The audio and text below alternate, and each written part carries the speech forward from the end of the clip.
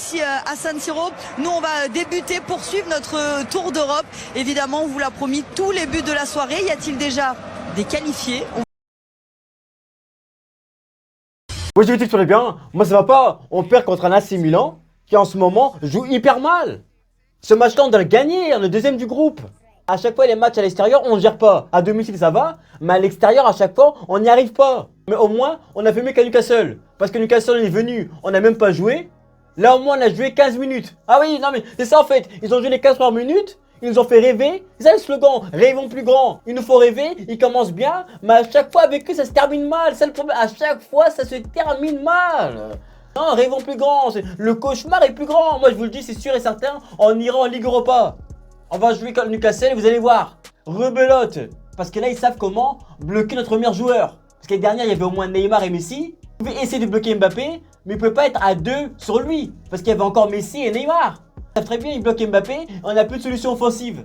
Ils le savent très bien, on a vu ce match-là, Mbappé pouvait rien faire. C'était même pas du 1 contre 1, c'était 2 sur lui, voire des fois même 3 sur lui. Ouais, limite ils allaient être 11 sur lui, limite même l'entraîneur allait aller sur lui. Non mais, si vous voulez qu'il fasse quoi? Il a eu peut-être une occasion après, mais c'est tout.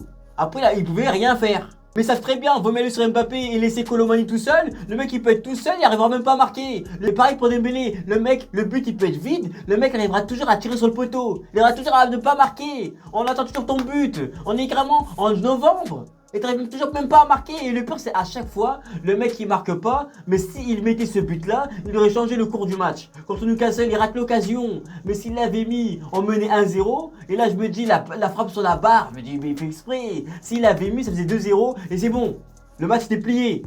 Mais à chaque fois il nous feinte Dembélé. Ça sur son jeu c'est un jeu de feinte. La présentation il est venu. Oui j'ai apporté un plus et tout. T'apportes peut-être quelques dribbles mais c'est tout. Nous on veut que t'apportes des buts. Faut pas que remplacer Neymar à l'infirmerie ou dans les dribbles. Faut aussi le remplacer dans les buts. Et là, t'arrives pas. Saison contre Toulouse, il marque pas. Non, mais j'ai glissé. Faut changer le crampon. Je vais mettre les vissés. Je vais mettre les vissés. Essaye plutôt de mieux viser. Hein?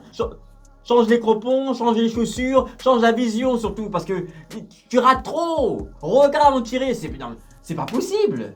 Les duels aériens. Le but de Léao, personne sur lui. De Giroud.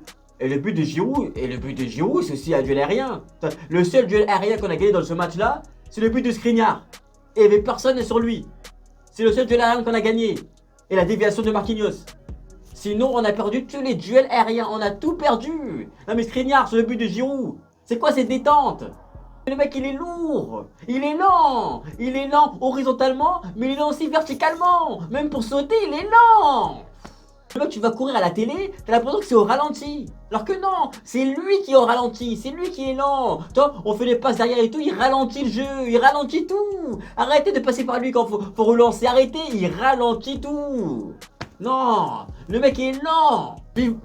Vivement que Nuno Mendes revient, comme ça il va à gauche et on met Hernandez en défense, à sa place. Parce qu'il ralentit tout, il est lent. Le mec il fait presque 2 mètres, il n'arrive même pas à gêner Giroud sur sa tête. Non, je sais pas. Giroud il a 37 ans. Il pouffe de la tête. Non. Et parlant même pas du milieu. Le milieu s'est fait manger par un seul homme. Par Loftus-Cheek. Ugarte on l'a même pas reconnu. Le mec qui a l'habitude de récupérer les ballons, on l'a même pas reconnu. On sentait la fatigue. Parce que c'est bien de récupérer les ballons. Mais récupère aussi de ton côté. Récupère, repose-toi. Le mec il est fatigué, on le sent. Le mec il a 22 ans, t'as l'impression que tu le vois physiquement, il a 35 ans. Repose-toi, on sentait la fatigue. On sentait il en pouvait plus. Repose-toi un peu, je sais pas, Enrique, laisse-le se reposer de temps en temps. Le Loftus-Cheek il a fatigué. Il a essoufflé. À la fin du match, il était là, on avait l'impression qu'il avait le Covid. Il avait du mal à respirer. Frère, on avait l'impression, oui. J'en suis sûr qu'il fait un test là maintenant, il est positif.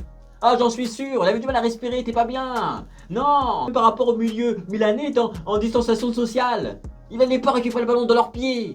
Il était pas bien, je sais pas. Ezaïr Emery, il a 17 ans. Bien sûr que des fois, il y a des matchs, il va pas réussir. Il y a la pression aussi. Et surtout que hier, c'était la rentrée. Le mec, il fait sa rentrée des classes, après il va jouer contre Milan, c'est compliqué. Et faut dire, c'est la deuxième fois qu'il quitte le pays. Après Newcastle, en Italie, en Milan, c'est la deuxième fois. Il est pas habitué. Il est pas avec sa mère, il est pas avec son père. Bah oui, il a 17 ans, c'est un enfant encore.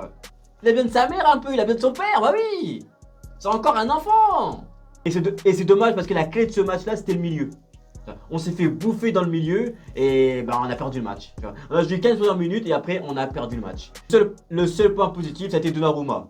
Quand il fait des bourdes, on est là, on tombe sur lui. Faut dire la vérité, on tombe sur lui facilement. Mais là, franchement, contre son ancien club, il a géré. Et franchement, ça aurait pu terminer à 3 ou à 4-1. Mais il a sauvé plusieurs fois. Et pourtant là, Luis Enrique, il a essayé de réagir. On peut pas lui tomber dessus. Il a essayé de réagir. Il a mis Kanginli, il a mis Fabian Ruiz, il a essayé. Il a fait les changements. Mais je pense que Kanginli, franchement, je pense qu'aujourd'hui, il mérite une place de titulaire. Parce que je trouve que les milieux, quand Zaïre Emery ne se projette pas, Vitinha ne se projette pas assez. Je trouve.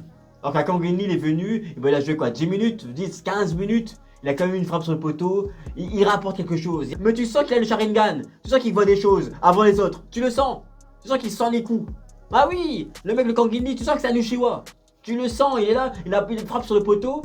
Les autres, ils ont fait quoi, les autres milieux? Donc pour moi, Kanginli, bah non, il mérite pas une place de titulaire. Mais pour moi, même s'il mérite pas une place de titulaire, si au milieu, il commence à avoir un peu un problème, vaut mieux vite le faire rentrer. Parce qu'il apporte quelque chose en plus. On est carrément deuxième du groupe. On gagne absolument notre prochain match contre Newcastle. Sinon, ça va être chaud. Après, on joue à domicile. À domicile, souvent, on fait des bons résultats. Mais moi, ce qui me fait peur, c'est le match à l'extérieur à Dortmund. Vu qu'à l'extérieur et tout, on galère.